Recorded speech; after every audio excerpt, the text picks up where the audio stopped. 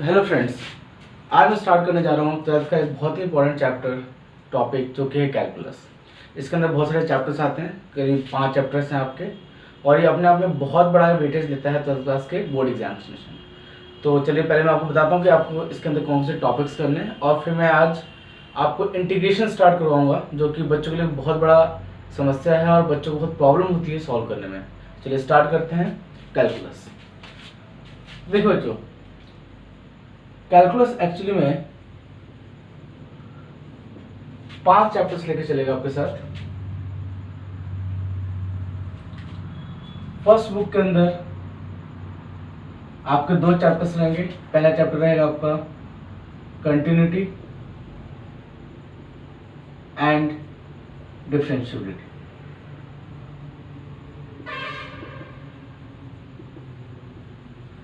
Then second chapter आपका रहेगा AOD, application of derivative.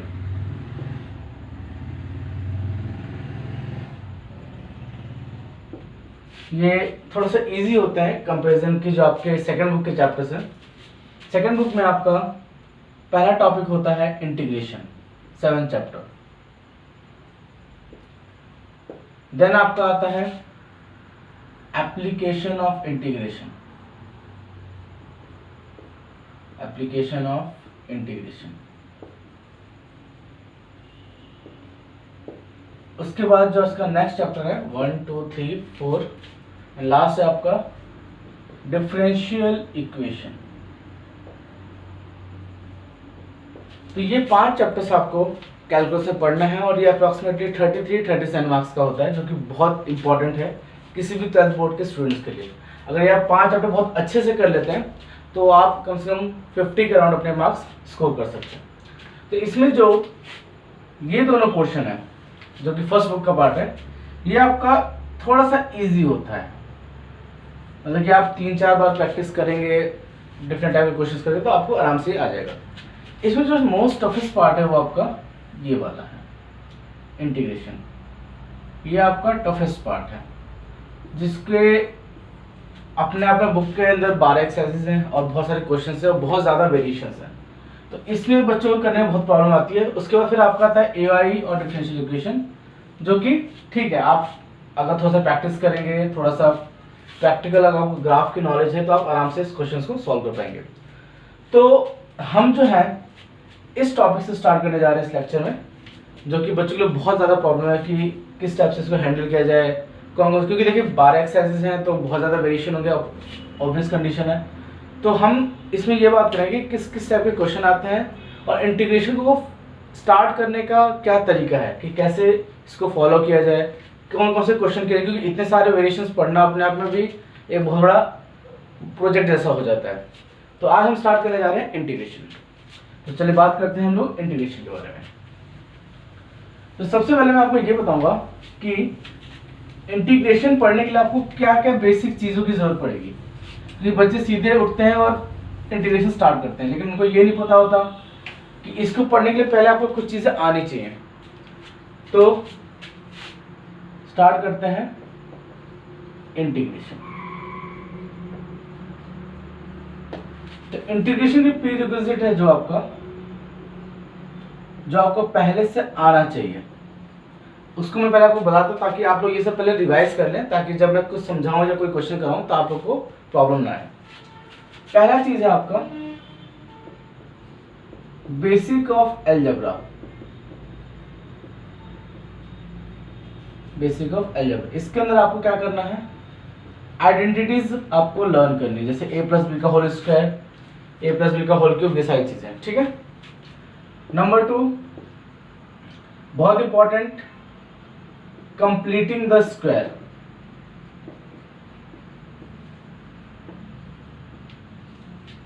ये सेकंड टॉपिक है आपका जो आपको आना चाहिए, जो कि 10th क्लास के 4th चैप्टर क्वाड्रेटिक इक्वेशन में आपको सिखाया जाता है। अब तो सिलेबस से हट गया, लेकिन फिर भी आपको ये आना चाहिए। थर्ड है आपका formulas of differentiation, formulas of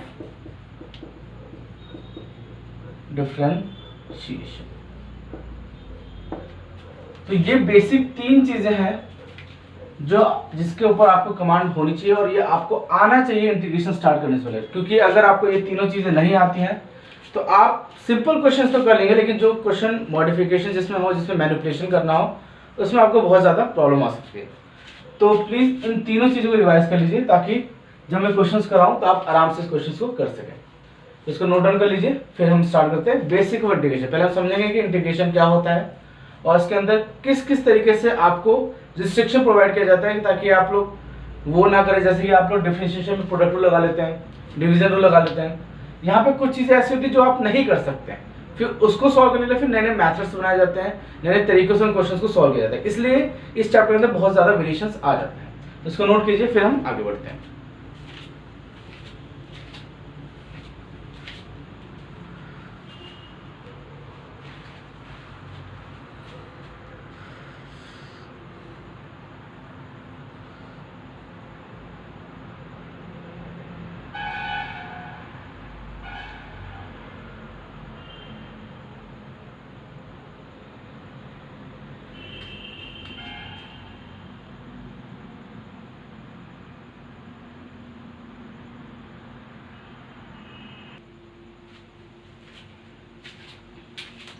तो चलिए बच्चे, अब बात करते हैं हम लोग इंटीग्रेशन के बारे में। तो सबसे पहले हम पढ़ते हैं रिप्रेजेंटेशन ऑफ इंटीग्रेशन, क्योंकि आपको पता होना चाहिए कि इसका साइन क्या होता है, किस तरीके से इसको लिखा जाता है। तो इसमें क्या होता है, ये आपका जो साइन है, बड़ा सा एस नजर आ रहा है आपको, ये साइन है आपका इंटीग्रेशन का। इसके अंदर आपको एक फंक्शन मिलेगा और बगल में dx लिखा होगा, प्लस इक्वल टू इसका जो आंसर आएगा उसको मैं लिख देता हूं gx प्लस सी। इसे बोलते हैं साइन ऑफ इंटीग्रेशन। ये इंटीग्रेशन जैसे dy dx, जो d होता है और डिफरेंशिएशन का साइन होता है, इसीलिए ये इंटीग्रेशन का साइन होता है। इसे बोलते हैं इंटीग्रैंड। इसे क्या बोलते हैं, इंटीग्रैंड। ये जो होता है आपका, ये होता है इंटीग्रल, और ये होता है आपका कांस्टेंट। इसको आप ऑपरेटर बोल सकते हैं, जो वेरिएबल जिसके रिस्पेक्ट में करना था वो आप इसको बोल सकते हैं। अब इस पूरे चीज को समझिए पहले कि ये आखिर में आपको बताता क्या है। जैसे डिफरेंशिएशन में आपको जिसके रिस्पेक्ट में करना था वही फंक्शन आपको यहाँ पे मिलना चाहिए, अदरवाइज डिफरेंशिएशन नहीं होता नॉर्मली, फिर आप आगे चल के चेन रूल पढ़ेंगे तो होने लग जाता है। उसी तरह यहाँ पे जो फंक्शन है, जैसे यहाँ पे x का फंक्शन है, तो आपको यहाँ पे dx मिलना ही चाहिए, ठीक है। यानी आप इसके अकॉर्डिंग इसको चेक करेंगे कि अगर ये फंक्शन सेम होंगे तो आप बोल सकते हैं इसका इंटीग्रेशन पॉसिबल है, अदरवाइज इसका इंटीग्रेशन पॉसिबल नहीं होता है। तो ये है आपका रिप्रेजेंटेशन ऑफ इंटीग्रेशन। इससे बोलते हैं साइन ऑफ इंटीग्रेशन, इसे बोलते हैं इंटीग्रेंड, ये पूरे पार्ट को बोलते हैं इंटीग्रेंड, जिसको हमको इंटीग्रेट करना होता है।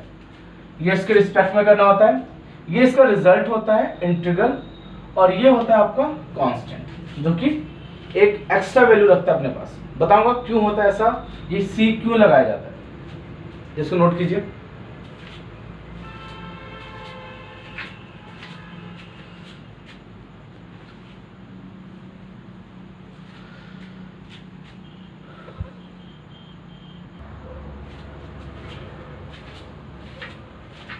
अब हम बात करेंगे what is the geometrical meaning of integration. Geometrical meaning of, इससे आपको क्लैरिटी होगी इंटीग्रेशन आखिर होता क्या है, इसका मीनिंग क्या होता है।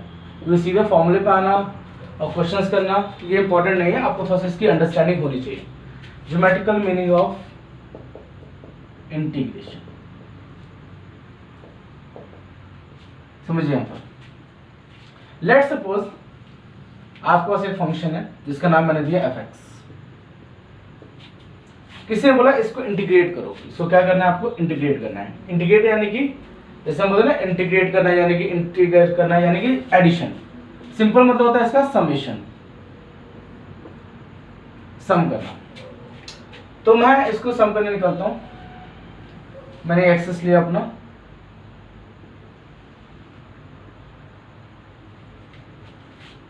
अब इसको हम किसी स्ट्रेट टेप से तो नहीं मेजर कर सकते इसकी लेंथ कितनी है, तो हमको क्या करना पड़ेगा, इसको वेरिएबल लेंथ के बेसिस पे ऐड करना पड़ेगा। यानी मेरे को छोटे छोटे हिस्से इसके ऐड करना पड़ेगा, जैसे ये हिस्सा ऐड किया, फिर मैंने ये हिस्सा ऐड किया, फिर ये किया, फिर ये किया, फिर ये किया, ऐसे करके मुझे छोटे छोटे हिस्से ऐड करने पड़ेंगे। तो लेट सपोज मैंने पहला पार्ट लिया इसका इतना सा, मैं इतने पार्ट को ऐड करने जा रहा हूं और इसकी लेंथ मैंने कितनी सपोज कर ली dx, और इस लेंथ के अकॉर्डिंग मेरा y के ऊपर भी कुछ मेजरमेंट होगा जिसको मैं बोलता हूं y1। तो आप देख सकते हैं यहां पे एक रेक्टेंगुलर शेप का कुछ ज्योमेट्रिकल फिगर बन रहा है। तो इसको मैं कैसे लिखता हूं, integration of y1 into dx, ये होगी इसकी लेंथ और ये होगी इसकी ब्रेड्थ। तो आप देख रहे हैं कि यहाँ पे मैं लेंथ मेजर करने निकला था लेकिन मैं एरिया इंटीग्रेट करने लग गया हूं। तो ये मेरा फर्स्ट एरिया हो गया। फिर मैंने एक छोटा सा और एरिया लिया, थोड़ा सा बड़ा ले लेता हूँ, इसको मैंने dx ले लिया। याद देखिए dx आपका कांस्टेंट, ये dx आप बदल नहीं सकते, लेकिन थोड़ा सा दिखाने के लिए कि बड़ा आपको समझ में आए मैं ऐसा थोड़ा सा बड़ा ले लिया। अब इसकी लेंथ कितनी हो जाएगी, थोड़ी सी और बड़ी, इसको मैं देता हूँ y2। जैसे थोड़ा सा दूर ले लेते हैं हम लोग, एक यहाँ ले लेते हैं और एक यहाँ ले लेते हैं, ठीक है। लेट सपोज ये भी आपका dx है और यहाँ पर आपको ये लेंथ मिली जो कि आपने ले ली y2। तो मैं क्या करूँगा, integration of y2 into dx। ऐसे करते करते मैं यहाँ के सारे एरियाज को ऐड कर रहा हूँ। मैंने बोला मैं लेंथ ऐड करने जा रहा था लेकिन इनडायरेक्टली मैंने क्या कर दिया, एरिया को ऐड कर दिया। तो आपने इससे क्या समझा कि इंटीग्रेशन का मतलब होता है किसी कर्व के नीचे जितना आपका एरिया है उसको ऐड करना। अगर मैं सारी रेक्टेंगल्स को ऐड कर दूंगा तो मुझे इसके नीचे मिलने वाला सारा का सारा एरिया एडिशन में मिल जाएगा। यानी मैं लिखूंगा इसको integration of y3 dx plus y4 dx and integration of yn dx। और जब मैं इसको टोटल जोड़ूंगा तो ये मुझे एक एरिया देगा। यानी इंटीग्रेशन का मतलब है summation of area under the curve. इसलिए जो नेक्स्ट चैप्टर होता है इसका वो होता है एरिया अंडर कर्व। तो एक्चुअली में एरिया अंडर कर्व का मतलब ही रियल मीनिंग है आपका इंटीग्रेशन का कि हम जब किसी लेंथ किसी कर्व को ऐड करते हैं तो हम एक्चुअली में उसके अंडर में आने वाले एरियाज को ऐड कर रहे होते हैं। बात समझ आ रही है। तो इंटीग्रेशन का मतलब क्या होता है, summation of finding the area under the curve. Clear हो आपको। तो एक्चुअली में इंटीग्रेशन का क्या मतलब होता है, किसी भी कर्व के नीचे जो उसका एरिया पोर्शन ले रहा है उसको ऐड करना छोटे छोटे छोटे छोटे विड्थ के अकॉर्डिंग। बड़ा लेंगे तो आपकी डिस्टेंस आपकी जो होगी वो चेंज होता है और फिर आप ये पूरी लेंथ एक्चुअल में मेजर नहीं कर, थोड़ा सा एरर हो जाता है। इसीलिए जो मैं लिखता था integration of fx dx equals to gx plus c, actually में ये चीज जो होती है वो इसमें होने वाली जो एरर हम जो नहीं मेजर कर पाते, क्योंकि ये एक कर्व है तो आप कितना भी एक्यूरेसी रखें, इसमें थोड़ा सा एरर, जैसे मान लीजिए ये पूरी लेंथ 5 सेंटीमीटर की है तो आप कितनी भी एक्यूरेसी रखें आप इसका बिल्कुल एग्जैक्ट मेजरमेंट नहीं ले सकते। तो इसका आंसर आपको 4.98 आ जाएगा, 4.99 आ जाएगा, लेकिन थोड़ा सा एरर आपको मिलेगा। तो ये जो सी लगाया जाता है वो एरर है जो कि या तो ज्यादा मेजरमेंट में हो सकता है या तो कम मेजरमेंट में हो सकता है। तो एक्चुअली हम यहाँ पे प्लस लिखते हैं लेकिन यहाँ पे प्लस माइनस दोनों हो सकता है, या तो आप इसकी ज्यादा लेंथ मेजर कर लेंगे या फिर आप इसकी थोड़ी सी कम मेजर करेंगे, क्योंकि ये एक स्ट्रेट लाइन नहीं है, क्या है आपका कर्व है। तो ये आपका रियल मीनिंग है इंटीग्रेशन का, जो कि होता है finding the area under the curve. एक कर्व होगा जो कि इसके अंदर में आपको एरिया मेजर करना होगा। तो ये होता है आपका ज्योमेट्रिकल मीनिंग ऑफ इंटीग्रेशन। तो इसको नोट डाउन कर लीजिए और इसको अपनी कॉपीज में लिख लीजिए।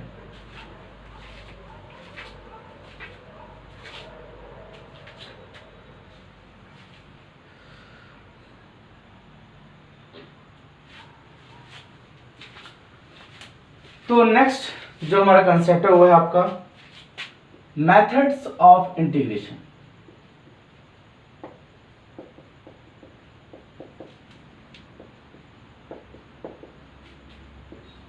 अब इसके मेथड्स क्यों बनाए गए हैं वो पहले आपको बाद में बताऊंगा, पहले ये समझ लीजिए कौन कौन से मेथड्स होते हैं।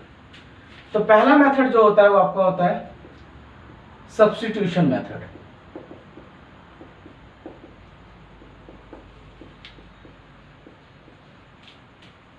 दूसरा होता है आपका इंटीग्रेशन बाय पार्शियल फ्रैक्शन। कुछ स्टैंडर्ड रिजल्ट भी होते हैं इसके अंदर, लेकिन वो सबके अंदर ये बेसिक चीजें आपको यूज करने का होता है। और थर्ड होता है integration by parts.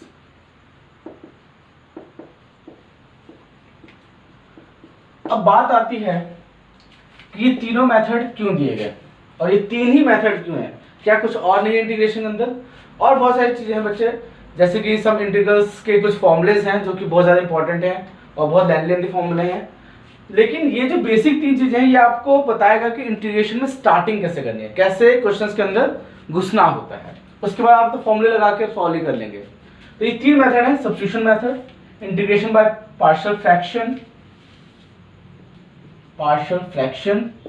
And integration by parts. अब इन मेथड की क्या जरूरत है? तो देखिए, इंटीग्रेशन में कुछ रिस्ट्रिक्शंस होती हैं जो कि आपको डिफरेंशिएशन में नजर नहीं आती है। वो रिस्ट्रिक्शन क्या है? पहला रिस्ट्रिक्शन, इंटीग्रेशन कभी भी प्रोडक्ट रूल को फॉलो नहीं करता है। प्रोडक्ट रूल इंटीग्रेशन में नहीं होता है। जैसे मैंने बोला integration of fx into G X, बाद में चल के आपको बाय पार्ट्स के अंदर आपको ये मिल जाएगा, लेकिन स्टार्टिंग फेज में आप किसी भी दो प्रोडक्ट होने वाले फंक्शंस को जो कि अलग अलग फंक्शन, ये दोनों फंक्शन कैसे हो, डिफरेंट फंक्शंस हो, आप इंटीग्रेट नहीं कर सकते बिना इन मेथड्स के। ठीक है। सेकंड, इंटीग्रेशन में कोई भी डिवीजन रूल नहीं होता है।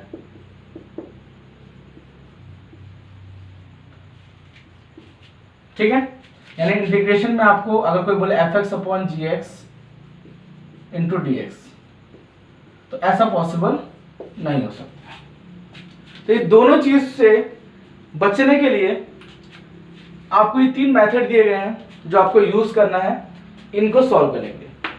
क्योंकि प्रोडक्ट और डिवीजन जब आएगा तो आपको इन तीनों मेथड्स में एक मेथड यूज करना पड़ेगा जिसकी मदद से आप इस क्वेश्चन को सॉल्व कर पाएंगे, जो भी आपको क्वेश्चन आपको मिलेगा। तो ये दो रिस्ट्रिक्शन जो है वो आपको इस चैप्टर को टफ बना देता है, इस चैप्टर को थोड़ा सा कॉम्प्लेक्स बनाता है। जो बच्चे डिफरेंशिएशन पढ़ के आ चुके हैं उनको लगता होगा ये इंटीग्रेशन भी इजी जैसा होगा, लेकिन ऐसा नहीं होता है। इंटीग्रेशन थोड़ा सा आपको एक लिमिटेड सोर्स देता है कि हाँ भाई आप ये यूज कर सकते हो, आप ये यूज कर सकते हो, इसके अलावा अगर आप कुछ और यूज करना चाहते हो तो आपको पॉसिबिलिटी नहीं मिलेगी। तो इसकी वजह से हमको इन तीन मेथड को यूज करना पड़ता है और इनको स्टार्टिंग फेज में पढ़ना पड़ता है, तब जाके जैसे 7.1, 7.2 और 7.3 वो इन तीनों मेथड का क्या है, आपका एक बोल सकते हैं क्वेश्चंस का पूरा है जिसको आपको यूज करके इनको प्रैक्टिस करना है। उसके बाद जाके हम प्रोडक्ट रूल भी यूज करेंगे, डिवीजन रूल भी लगा पाएंगे। एक्चुअली डिवीजन रूल नहीं होता है, वो सब्स्टिट्यूशन या इन तीनों मेथड को एक मेथड यूज करके बनाया जाता है। तो इसकी वजह से हमको थोड़ा सा इन मेथड को पढ़ना पड़ता है। तो यहाँ तक हुआ हमारा इंटीग्रेशन के बारे में जितनी चीजें मैं आपको बता सकता था कि वो क्या है, उसकी एक्चुअल डेफिनेशन क्या है और उसमें क्या क्या रिस्ट्रिक्शन आपको मिलेंगे। नेक्स्ट वीडियोस में मैं आपको बेसिक फॉर्मूले ऑफ इंटीग्रेशन स्टार्ट करूंगा और पहला मेथड जो है सब्स्टिट्यूशन मेथड वो आपको मैं सिखाऊंगा। तो देखिए बहुत सारे क्वेश्चन, तो मैं सारे क्वेश्चन तो नहीं करा सकता, लेकिन हाँ जो इंपॉर्टेंट क्वेश्चन आपके हर एक एक्सरसाइज के 7 से 8, 10 जितने भी क्वेश्चन होंगे वो मैं आपको इस वीडियोस के थ्रू बताऊंगा। बाकी आप लोग अपनी practice NCERT plus R D Sharma से करते रहिए। तो आज के लिए बस इतना ही। Thank you so much.